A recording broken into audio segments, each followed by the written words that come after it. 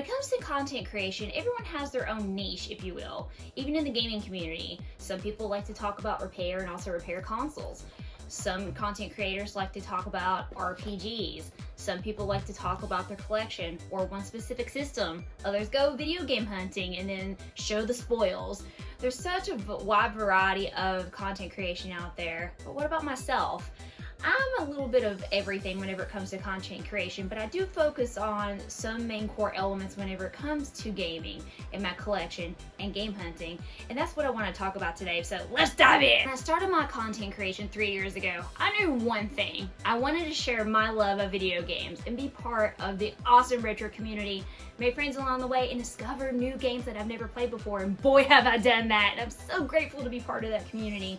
There's so much that I've experienced over the last 3 years, and thank you all so much for the great journey, the ride, everything. But let me talk about my early beginnings as far as content creation goes. I didn't know what the hell I was doing. I just mainly talked about things I liked, things I disliked, and just deep dove into games, that I had never played before, that I first experienced for the first time. So whether it be Nintendo, PlayStation, it was all over the place until I finally found what I really wanted to talk about. I've been a PlayStation fan since I first got one from my dad, and it made the most sense to actually talk more about PlayStation versus Nintendo. And of course, I'm a big RPG fan. So naturally, when I started streaming on TikTok, and I started getting more into RPGs. It made more sense to talk about that, talk about PlayStation, talk about RPGs, talk about survival horror. So that's what I did. And of course, as I talked about it, the conversation became a broad spectrum, and that was what made me more excited. And then that's what solidified my decision to go for a complete PS1 collection, so that way I can experience more games along the way, stuff I never got to experience as a kid. However, like I said, I may be known as the PlayStation girl now, but there's still topics I like to explore every now and then. Of course, as far as the game content, not creation. We're creating content in the gaming community, whether it be repair, whether it be, game hunting. And that's what I wanted to talk about primarily in this video, is that even though I'm fixated on PlayStation, I still talk about RPGs, I still talk about shitty games that I don't like, I still talk about my favorite games of all time. But there's other things that I want to talk about too, whether it be a big accomplishment or small accomplishment for me. That's something that I want to share with everyone. Game reviews, deep dives, specs, all things that are fun and good, but not within my wheelhouse. Whenever I do a game review, it's short and sweet and to the point. Like, for example, Silent Hill 4. I played the game, I gave my opinion on the game, my likes, my dislikes, I reviewed some of the gameplay, some of the worlds, the story itself, and then that was it. And that's pretty much what I do whenever I do a game review. I'm not one of these people that can, tell you about frame rates, tell you about secret Easter eggs here or there. I'm not like that whenever it comes to games, because I just like to talk about specific simple things and then I move on. Another thing that I want to point out too, as far as that goes, this is why I jumped into long form content, is to actually talk about things, more in depth, but not really in depth like that, because I don't script stuff out. It pretty much is in my head and it comes out to you. That's literally how it goes. That's why you see me go, blah, blah, blah. I fumble quite a bit whenever I talk. And I do talk fast. That southern twang doesn't really help me. But another key point that I also wanted to mention was podcasts. A lot of people have invited me on a podcast, and I've only been on one, just one, because it was with friends, and it was fun. But podcasts aren't really my thing. I want to be able to be myself. I want to be able to talk about things I love, but whenever it comes to podcasts, people have their own set of rules and stuff, and while I respect that because it is your content, I don't want to feel pinned down. I want to be myself. I want to just, shoot the shit, let's talk games, and then that's it. But it's not always like that within that vicinity. So that's kind of why I stray away from that. And just focus mainly on the content that I am happy with. Huge portion of my content creation is showing my pickups from certain places, whether it be eBay, flea markets, Goodwill, thrifting, or online retailers like DK Oldies or Lukey Games. And part of that process that I've learned is people like to go like that, like, oh, you bought from here, oh, why'd you do that, oh, it's so expensive. You know what?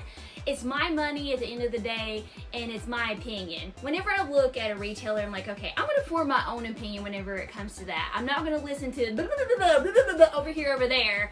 I form my own. I will take my chances.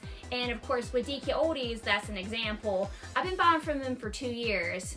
These are 2 examples. Lemmings 3D, great condition, Heart of Darkness, hard as balls game, but bought it from them. And everything's been great. I bought from N64, Dreamcast, Atari 2600, across the board for my collection, and everything has been fairly priced and in great shape. But like I said, people like to go like that, and so what? You know what? If you don't want to buy from a retailer, don't. But my advice to you is this: form your own opinion. That's what I do whenever it comes to buying from retailers online. And another example would be Lukey Games. I have my own opinion on Lukey. I still buy from them. They've been a hit and miss whenever it comes to buying games. This is one of the games I bought, for example, one of the long boxes that I have. I try to stick to like mid-tier down below with them because they have a lot of cheap titles that I still don't have. And this is Off-Road Interceptor Extreme. I've never played this before, but this is actually in good shape. But they've had their misses whenever it comes to my collection. I've had broken cases, greatest hits I didn't order, their customer service has been shitty, but it's still my choice to buy from them, so I do. And whenever you make content, to all the content creators out there, whenever you get games, whenever you show your pickups, whenever you buy from certain, retailers, do you, man. Do it. Show the fucking stuff. Keep shopping. It's your money. You spend it how you want. Fuck yeah! Smaller percentage of my content would go to cleaning consoles, cleaning games, and a lot of people have asked me my process on how I do things, and I've shown it in the past. And that's one thing that I wanted to mention as well. That's the small victories that I talked about earlier. Whenever I clean a console that doesn't work initially, and then when I finally get it fired up and it's running, and I get so excited, of course I'm going to share it with you guys. When I clean a case off, I may show it off on my Instagram, be like, hey guys, look at that, I got it off, it looks great, going on the shelf or going to a buddy of mine. Whatever the case may be, those are small victories for myself because I don't know everything. I'm learning stuff every day, and being a part of a gaming community, you're going to learn a lot of things, whether it be repair, whether it be cleaning, whether it be collecting.